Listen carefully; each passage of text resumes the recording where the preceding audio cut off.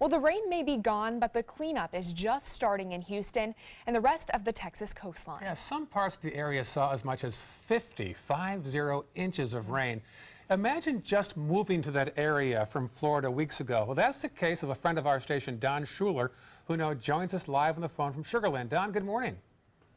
Good morning. How are you doing? Aside from it being a little bit early, I'm good.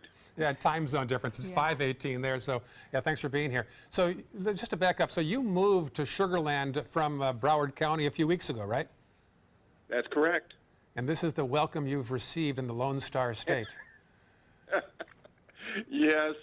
I have friends back in Florida who are telling me that it's my fault that I brought the storm with me and all kinds of other weather-related humor. But, yeah. So what are conditions like where you're living right now? What does it look like? Well, and I've said this to many friends in the last few days. Where I'm at in Sugar Land, we were really lucky. There's no other way to put it. The elevation here is a little bit higher. We're not near, with the exception of being the south end of Sugar Land being near the Brazos River, which is one of the main drainage points for where all of this water is going. We're not really located near either of the reservoirs and any of the other drainage type outlets that Harris County, which is the city of Houston, uses. But the Brazos River, which is on the south end of Fort Bend County, is one of those drainage outlets. And there are parts of Sugar Land and some of the outlying suburbs that are still underwater. So how much warning did you have? Coming from Broward County, you know how the meteorologists in South Florida are always on top of these situations. Did you folks have any idea there was a situation coming like this? Well, we knew there was a storm coming.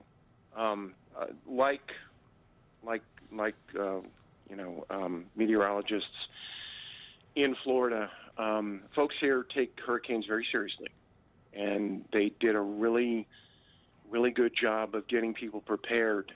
Round the clock weather alerts, even signage on the major highways here in the area. Kind of telling people, hey, there's a storm coming, get ready.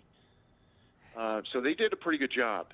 What nobody really expected was the amount of water we got. Don, I have one last question for you. What is it like to see some of your neighbors completely underwater, the state of Texas dealing with some of these devastating times and situations? Well, you know what it reminds me of? It reminds me of being in South Florida after Andrew back in '92. Just the way people have come together and just put themselves out there. It's really, it kind of gives you a lot of faith in humanity. Well, good. Don, we got to cut you short right there, I'm afraid, but thank you so much for waking up early, and we appreciate your perspective from the Lone Star State. We certainly Not do. a problem. Okay, thank you again for your time.